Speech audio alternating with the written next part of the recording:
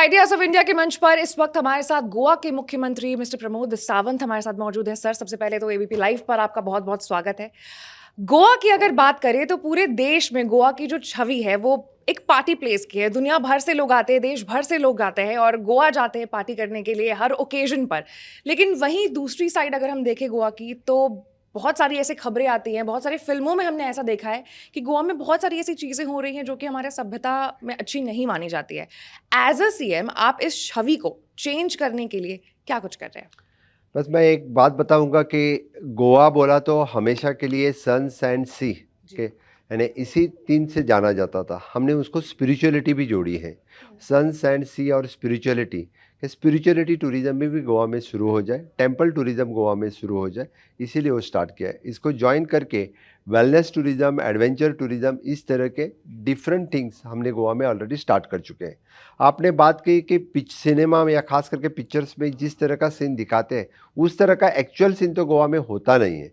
मैं तो कहूँगा कि हैंस फोर्थ किसी ने इस तरह का सीन दिखा तो हम बैन भी करेंगे, क्योंकि जो एक्चुअल पिक्चर गोवा का नहीं है वो उन्होंने न दिखाए। क्योंकि गोवा जैसे एक हाँ, no doubt Goa is an it is an well, it is for the night life, it is known everywhere, it is for the party place. Yes, of course international tourist, national tourist Goa में enjoy करने के लिए आते हैं, तो enjoy करें, लेकिन गलत तरीके का पिक्चर गोवा का मत दिखाए, ये मैं ज़रूर कहूँगा। सर, जब से आप यहाँ आए हैं, आई एम श्योर सब आपको पूछ रहे हैं गोवा का टूरिज्म, गोवा इसीलिए जाना जाता है, बट आई थिंक गोवा की एक वास्ट हिस्ट्री भी है। और आपने अभी रिसेंटली आई फिल्म छावा को भी टैक्स फ्री किया है ताकि लोगों को और पता चल सके।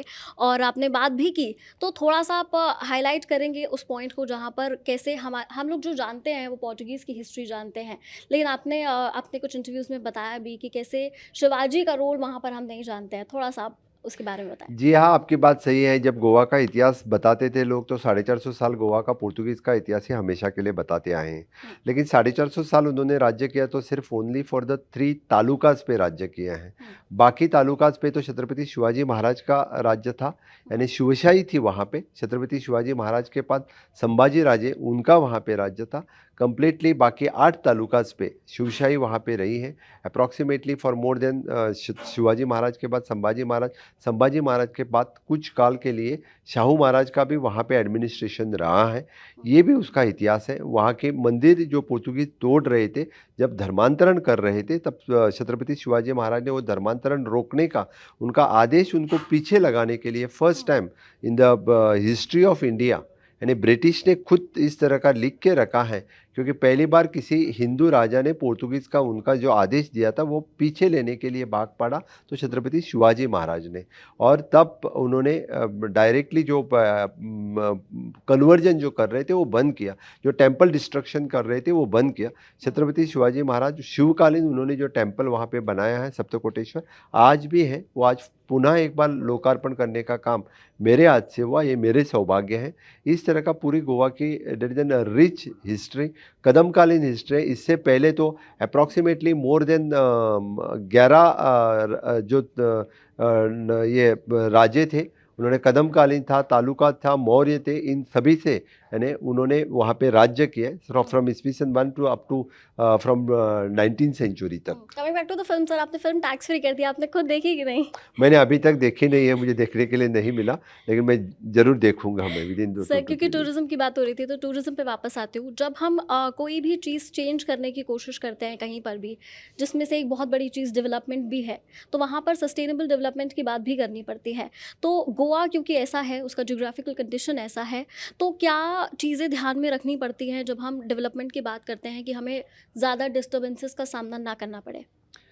गोवा जिस तरह से गोवा ग्रीन और गोवा क्लीन ये लोग पसंद करते हैं, वहाँ की ग्रीनरी मेंटेन करने के लिए हमेशा हमें सस्टेनेबल डेवलपमेंट करने की हमारी आस तो रहती है। और इसीलिए एक तरफ से सह्याद्री बेल्ट, दूसरी तरफ से पूरा समुंदर मीन सीआरजेड, इसका बैलेंस रखते हुए जो बाकी it is approximately only the 25 to 28% of the land resource we can develop, not more than that. और वही सस्टेनेबल डेवलपमेंट की तरफ से ही हम यानी गोवा की डेवलपमेंट कर सकते हैं। वहाँ के लैंड लॉज और बाकी जो हैं वो स्ट्रिक्ट और टाइटन इतने रखते हैं क्योंकि वहाँ हैप्पैजार्ड पद्धति से यानी कोई डेवलपमेंट या कंस्ट्रक्शन न आ जाए, ये हमेशा के लिए रहते हैं। क्योंकि गोवा में लोग ग्रीनरी देखने के लिए आते हैं, गोवा में लोग वाइल्ड लाइफ सेंचुरीज इंजॉय करने के लिए आते हैं, गोवा में लोग समुद्र इंजॉय करने के लिए आते हैं, not to see the big big buildings. True. और मुझे कहीं न कहीं ऐसा लगता है कि जब मैं भी गोवा गई थी तो वहाँ के जो लोकल्स थे they were very much possessive about their state कि यहाँ पर कुछ भी ऐसा ना हो। एक प्रॉब्लम जो मैंने पर्सनली फ़ील की थी गोवा में वो ये है, जैसे पूरे इंडिया में इस वक्त उबर, ओला जैसे तमाम जो ऐप्स हैं वो हम देखते हैं वहाँ पर, and it's very easy to just book a cab and go travel places. But Goa में ऐसा सीन नहीं है because the locals they are very. आपने जो कंपनी बताया वो कंपनी नहीं होंगे, लेकिन वहाँ पे भी अदर्स कंपनी जो है, गोवा माइल्स ऐप है, गोवा टैक्सी ऐप है ऑन गवर्नमेंट का, ये टैक्सी ऐप भी ऑपरेट कर रहे हैं और लोकल इसके ऐप्स। लोकल ऐप्स है, हाँ। लोकल ऐप्स पे ऑपरेट कर रहे हैं। Almost now the 40% of the taxis they have come on the app, rest all they are also few peoples are on the taxi meters, but we are trying to bring them 100% on the local apps. Okay, अब गोवा में बहुत population हम देखते हैं ऐसे भी festival के time पर या फिर न्यू ईयर्स के टाइम पे। दूसरा अभी सबसे ज़्यादा जो अट्रैक्शन हम लोग इस वक्त कंट्री में देख रहे हैं वो है महाकुंभ में। आप भी गए थे महाकुंभ में, डुबकी लगाई आपने, जैसा बताया अमृत स्नान, एक्सपीरियंस कैसा रहा? मुझे जानना है क्योंकि वीआईपी कल्चर को लेकर के बहुत सारी बातें हो रही थी, तो मुझे जानना है कि आपका एक्सपीरियंस कैसा रहा सारी चीज़ों को मिलाकर। मैं तो ये कहूँगा आपको जानना चाहिए तो आपने जाके अमृत स्नान करना हम चाहिए। कराए। डेट विल बी द सबसे पहले बेटर। डुबकी लगाएंगे। मैं बताऊंगा, मुझे बहुत ही पॉजिटिव मेरा ये रहा वहाँ पे जाने फीलिंग रहा। जब मैं खुद अमृत स्नान करके आया तो वहाँ पे जो पॉजिटिविटी, इतनी भीड़ होने के बाद भी यानी लोग बहुत ही पॉजिटिव तरीके से एक दूसरे से पेश आते थे, बहुत एक दूसरे से मदद करते मैंने देखा वहाँ पे। मैं सिर्फ वीआईपी में गाड़ी में बैठ के नहीं गया, मैंने वहाँ जाके लोगों से मिला, लोगों को बात किया वहाँ पे, ये भी मैंने कल्चर वहाँ पे उतना अच्छा देखा। तो इतना लोग होने के बाद भी इतना बड़ी अच्छी तरह से स्वच्छता रखना और इतने लोगों को मेंटेन करना, ये बहुत बड़ी बात है। सर दिल्ली में ऐतिहासिक जीत हुई है बीजेपी की, पार्टी के लिए बहुत बड़ी बात है। अब तो मुख्यमंत्री भी मिल गई है, नहीं कुछ कहना चाहेंगे? जी हाँ, मैं पहले तो दिल्ली के लोगों का बहुत बहुत आभार व्यक्त करता हूँ कि मोदी जी के नेतृत्व में डबल इंजन की सरकार पहली बार दिल्ली में आई है। तो डेफिनेटली 26 साल के बाद सरकार आई है और दिल्ली में तो डबल इंजन की सरकार ही नहीं थी। डबल इंजन की सरकार आई तो वहाँ का ढेर सारा जो इंफ्रास्ट्रक्चर मीन्स जो विकसित दिल्ली होनी चाहिए, विकसित भारत के साथ साथ वो देश की राजधानी विकसित हो जाएगी, ये मैं पूरे विश्वास के साथ कह सकता हूँ। सर दिल्ली की बात हम कर रहे हैं तो दिल्ली जाने का कभी सोचा, कभी प्लान किया?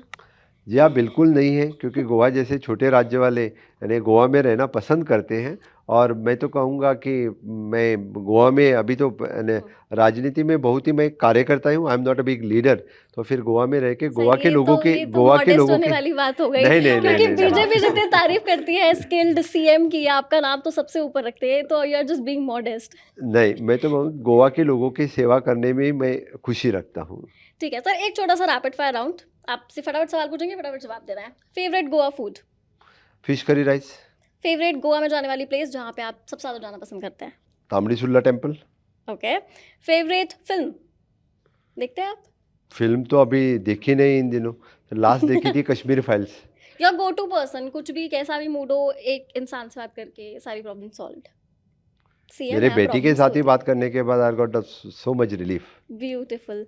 सर एक और सवाल मेरा, ऐसा आपने क्योंकि कहा तो मुझे याद आ गया, सीएम होने के बेनिफिट होते हैं कि नुकसान ज़्यादा होता है? अब आप गोवा में रहते हैं, पार्टी कर पाते हैं? पार्टी करना पसंद है आपको? पार्टी करना किसको पसंद नहीं होता, लेकिन मैं पार्टी गोवा में कर नहीं सकता हूँ, डेट इज माई प्रॉब्लम है। मतलब नुकसान है सीएम होने नहीं, बिल्कुल नहीं, नुकसान नहीं हूँ। सीएम होने का फ़ायदा ही है, क्योंकि I can serve my state, I can serve my people. जो मेरा विजन था वो मैं इम्प्लीमेंट कर सकता हूँ। हाँ, तो मतलब सीएम है तो ड्यूटीज ज़्यादा हैं, तो पार्टी कम हो पाती it is not only the duties, it is a commitment towards the state and people. Sir आखिरी सवाल है, आपका गोवा को लेकर के विजन क्या है आने वाले सालों में?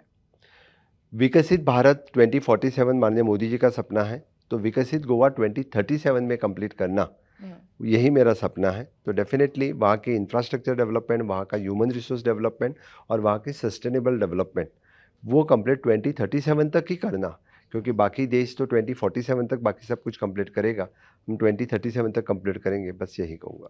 Thank you so much sir, ABP live के मंच पर आइडियाज़ ऑफ इंडिया में शामिल होने के लिए, अपना कीमती समय हमें देने के लिए। Thank you so much.